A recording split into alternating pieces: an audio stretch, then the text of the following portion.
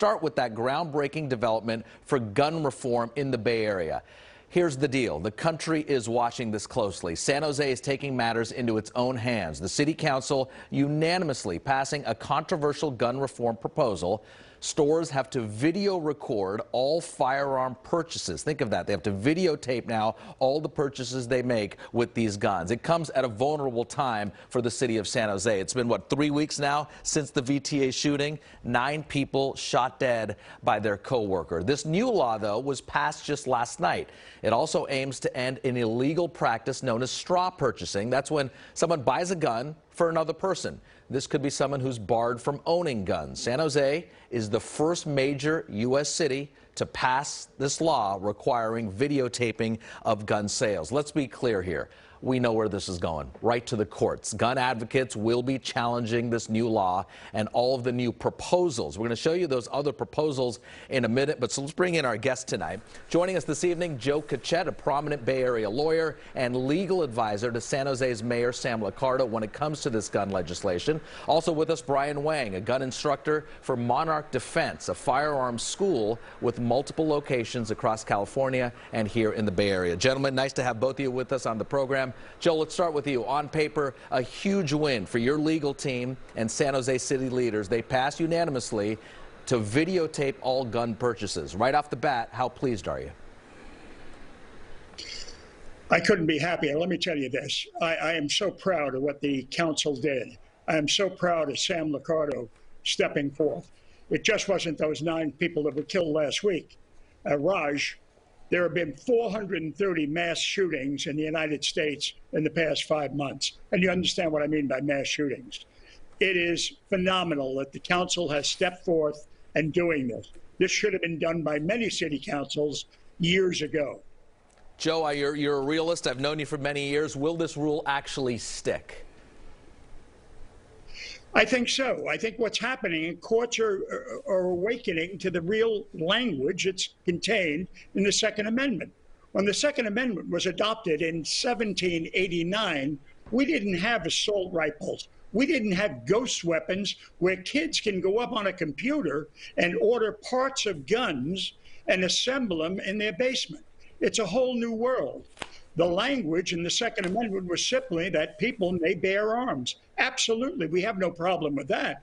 The issue is, how do we regulate today's world? Today's world, they did not, I just said, they did not have AR-15s.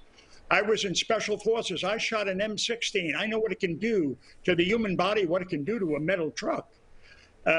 We are so far advanced from the silliness of listening to the old school as to what the Second Amendment means. The Second Amendment does not mean that you can have ghost sales of guns. The Second Amendment does not mean that kids can go up on a computer and order gun parts and put it together. Never mind kids, people, crooks. It's scandalous. Gun sales have gone up for, I think it's 600%. Yeah, in the past, they have gone up. We'll show you those numbers in a moment. If I can get to Brian Wang now. Now, Brian, what's wrong with this new law, specifically in San Jose, videotaping all purchases? This is something you're very familiar with in terms of your experience in the gun industry.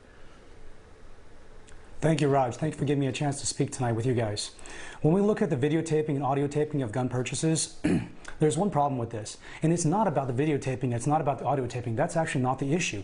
The issue is, why do you want to make them videotape? Why do you want to make them audio tape? Because the thing is, the stated intent is to decrease the potential for straw purchases. But guess what? Straw purchases have already been illegal for decades. Straw purchases have been illegal since the beginning of time and heavily regulated. I've worked in the firearms industry for many years, and we would always get ATF agents visiting. We would always get federal law enforcement to check on us, to brief us. FBI agents would come and give us briefings on how to spot straw purchases. So this is already something that's in place. So then why does Mayor Liccardo want to do that in the city of San Jose? And to answer that question, we have to look at some of the history. When we look at San Francisco in 2015, when we look at Oakland, Siegel's was the last gun store in 2000. When we look at Berkeley, San Leandro, these were all gun stores, the last of the kind, which were killed by predatory predatory attempts by the city to try to drive them out. And that harkens back to the history of, for example, trying to bar Chinamen from Chinatown or from San Francisco by barring laundries, because as we know, the Chinese ran laundries in the history of California, by barring laundries in a wooden building. And that was no other reason other than to drive them out of town. So when we look at this Brian, proposal, if I say, you seem to be bringing kind of an ethnic way to all of this. Are you saying it's targeting minority gun store owners? That's basically what we're looking at for. But the thing is, it's not about minority gun store owners. It's about the customer, who are now increasingly the elderly, women, minorities. These are people who traditionally, and also just non-gun people, right? We think of the gun owner, old, white bearded, you know, drinking a beer, shooting guns off the back porch, but that's not the demographic for the modern gun owner. These are people who work in tech. These are good, honest, law-abiding people, responsible people, I should say, because quickly they're going to be no longer law-abiding if the law is switched on them. But these are good people, and as a demographic, they're not trying to harm anybody other than to defend themselves from crooks. Well, you both bring up good points. Not just videotaping all purchases here. There are other proposals to San Jose's gun control plan. Let's take a look, and both of you guys look with me here. Banning ghost guns, banning assault-style weapons, and creating gun buyback programs. San Jose also wants to become the first city in the nation to tack on extra fees on gun sales. That's a big deal. Those fees would go to help offset costs of gun violence. The city also wants to require gun owners to buy insurance. Brian, here we go. Extra fees and gun insurance. Who does this impact? Well, when we look at extra fees, let's start with that. Right to Brian, go ahead. Right to carry, right to keep and bear arms, right? If we look at the right to keep and bear arms, well then, do we have a right to, let's say, public assembly, or the right to freedom of speech, or the right to religion? If we're going to take gun owners who are exercising their Second Amendment rights, and then we're going to fine them a fee to be a gun owner, then we should take a fee for being Muslim, let's suppose. Because you know what, there's some gun owners, and if they, you know, there's many gun owners, but a few of them are bad apples and they hurt some people, then everybody should pay a fee into the pot to pay for that kind of violence. Well, you could say the same thing for Muslims, for example, that all Muslims should pay a fee so that one Muslim has a terrorist attack, the other Muslims have chip into it. And that, of course, is highly unconstitutional and reprehensible. So let's look at assault weapon bans. That's already out the door. Yeah, and ghost guns. And Brian, I will say that there are gun legislation and gun groups already, like you're suggesting, that are going to challenge this in court. And Joe, this is a lot. All these proposals, it's a lot.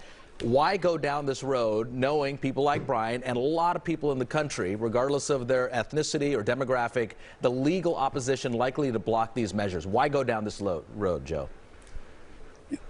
Ethnicity has nothing to do with it whatsoever.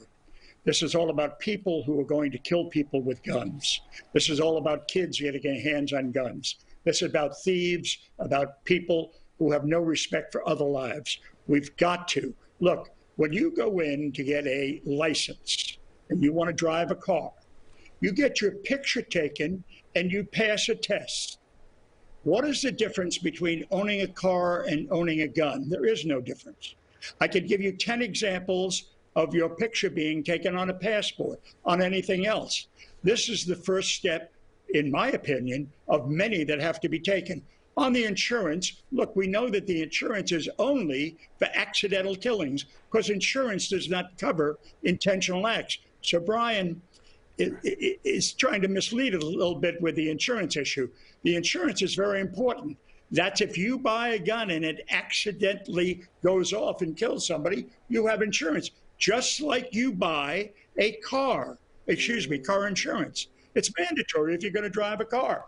What's the difference between an automobile and a gun? Both can kill people if not properly registered to a person that understands how to drive or a person that understands how to shoot a gun. Well, it is not that complex. And gentlemen, we could obviously how's it going to do? We could debate this for hours at a time. But Brian, let me just ask you, fundamentally speaking, forget all these laws, all these proposals, do we have a gun problem in America that's solvable? Yes, we do. Here's the way we solve the problem.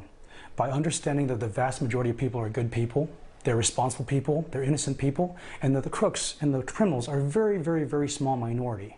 And so if you use the excuse of one bad actor to then regulate and trample on the rights of all the rest of the people, then that's the problem. And what we need to do is to recognize this situation. That's how we solve the problem.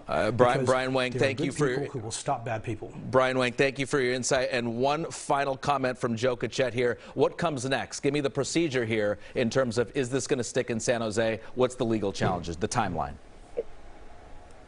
We're hoping, of course, that many other cities do exactly what San Jose did. Thank God for that city council. Thank God for Sam. They're leading the way across America. Chicago, as you know, has a video. There's nothing wrong with this. And to respond to Brian real quickly, he seems to point out that just a few people are out there getting guns. You have to look at the numbers. It's astronomical. Across the board, people are buying guns because we don't have sufficient gun laws. We are unlike any other country, civilized country, in regulating guns. We do not do it, and we have to do it. All right, Joe Cotchett, Brian Wang, thank you. And speaking of the rise in purchasing of guns, we'll just say one quick fact for you right now. 80,000 guns per month are being sold here in California. Joe Cotchett, Brian Wang, thank you for your time. We will see you down the road.